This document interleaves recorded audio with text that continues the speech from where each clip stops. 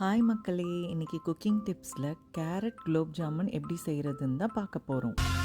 மேலும் இது போன்ற பயனுள்ள தகவலுக்கு நம்ம புதுமை தமிழ்ச்சி சேனலை சப்ஸ்கிரைப் பண்ணி ஃபாலோ பண்ணிக்கோங்க. சுவையான கேரட் குலோப் ஜாம் செய்கிறதுக்கு தேவையான பொருட்கள் என்னென்னு பார்த்துடலாமா? சர்க்கரை 120 கிராம், தண்ணி 100 ml, ஏலக்காய் 2, கேரட் 300 கிராம், நெய் 1 டீஸ்பூன், பால் 100 ml, ரவை 2½ டீஸ்பூன், மில்க் பவுடர் 50 கிராம், பொரிக்க தேவையான எண்ணெய், பொடித்த பிஸ்தா 1 டேபிள் ஸ்பூன், ஆப்ஷனல்.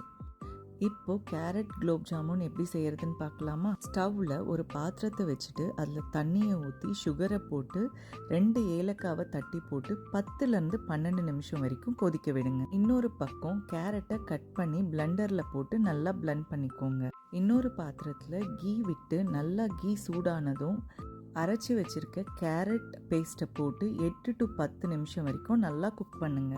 அதோடு எடுத்து வச்சிருக்க பாலையும் ஊற்றி 10 நிமிஷம் இன்னும் குக் பண்ணுங்க. அது கூட எடுத்து வச்சிருக்க ரவை, மில்க் பவுடர் எல்லாத்தையும் சேர்த்து நல்லா குக் பண்ணிட்டு ஸ்டவ்ல இருந்து இறக்கி 5 to 7 நிமிஷம் ஆற விடுங்க. கொஞ்சம் ஆறின உடனே குட்டி குட்டி உருண்டையா பிடிச்சிடுங்க. ஒரு பாத்திரத்தில் எண்ணெய் ஊற்றி எண்ணெய் நல்லா சூடான உடனே பிடிச்சி வச்சிருக்க பால்ஸை போட்டு கோல்டன் ப்ரௌன் வர வரைக்கும் வறுத்துருங்க. வறுத்தெடுத்த கேரட் பால்ஸை ஒரு தட்டு மேலே டிஷ்யூ பேப்பர்ஸ் வச்சுட்டு அந்த கேரட் பால்ஸை அது மேலே வைங்க. ஆயில் ட்ரை ஆனதும் நம்ம ரெடி பண்ணி வச்சிருக்க சக்கரை பாகில் போட்டு 1 hour ஊற விடுங்க.